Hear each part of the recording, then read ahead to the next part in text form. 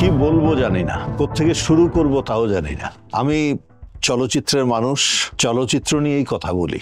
আর চলচ্চিত্র নিয়ে কথা বলতে গেলে আমি কথা বলার আগে বলেছিলাম আমি আলমগীর। আলমগীর নামটা আমাকে আমার বাবা মা দিয়েছে, তবে আমি আলমগীরকে জনগণের কাছে তুলে ধরার দায়িত্ব কিন্তু নিয়েছিল বাংলাদেশ চলচ্চিত্রের অনেক গুণী পরিচালকরা। তাদের কারণেই আমি আজকে আলমগীর। আমি বলতে পারি আমি আলমগীর। আমাকে বাংলাদেশের অনেক পরিচালক, অনেক অনেক অনেক পরিচালকরা আমাকে তৈরি করেছে নিজের হাতে, দেখিয়ে দিয়ে একজন কারিগরের মতো কাঠের মধ্যে ঠুক ঠুক ঠুক ঠুক ঠুক করতে করতে আমাকে আলমগীর বানিয়েছে। তারা যতটুকু বলেছে অতটুকু যদি আমি নিতে পারতাম বা ধারণ করতে পারতাম, আমি হয়তো সারা বিশ্বের মধ্যে নামকরা একজন অভিনেতা হতে পারতাম। কিন্তু তারা যতটুকু বলেছে তার এতটুকু আমি নিতে পারিনি। চেষ্টা করেছি, চেষ্টা ছিল, এভাবেই আমি কাজ করে গেছি। আমার কাজের সময়সীমাটা চলচ্চিত্রের সাথে 1972 সন থেকে 1972 24শে জুন আমি ক্যামেরার সামনে প্রথম দাঁড়িয়েছি। সেই ছবির পরিচালক ছিল আমারই নামে নাম, আমার পিতৃতুল্য জনাব আলমগীর কুমকুম।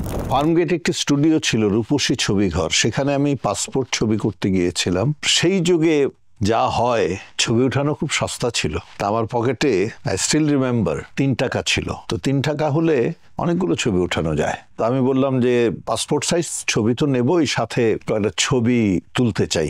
বলে ঠিক আছে, কিভাবে? তো আমি জাস্ট কিছু পোজ দিয়েছি নিজের ব্রেনে যতটুকু হয়, একটা এরকম করে, একটা এইভাবে উপরে তাকিয়ে, মানে ছেলে মানুষই। তখনকার দিনে কিন্তু ছবি সাথে সাথে দিয়ে দিত না, 2-3 দিন পরে দিত, কারণ ছবিটা রিটাচ করতে হতো। 3 দিন পরে ছবি নিতে গেলাম, আমি ছবি দেখছি, ভালোই লাগছে দেখতে। আমার পাশে একজন ভদ্রলোক দাঁড়ানো, হঠাৎ করে বলল যে আপনার ছবিগুলো একটু দেখতে পারি? তাই ওনার দিকে এভাবে তাকিয়ে ছবিগুলো দিয়ে দিলাম। দিয়ে আমি সেই স্টুডিওকে পেমেন্ট করছিলাম। ভদ্রলোক ছবিগুলো আমাকে ফিরিয়ে দিল, দিয়ে বলল যে আপনি ছবিতে অভিনয় করবেন? আমি কিছু বলিনি, আমি চলে যাই। সে সাহসটা ছিল না।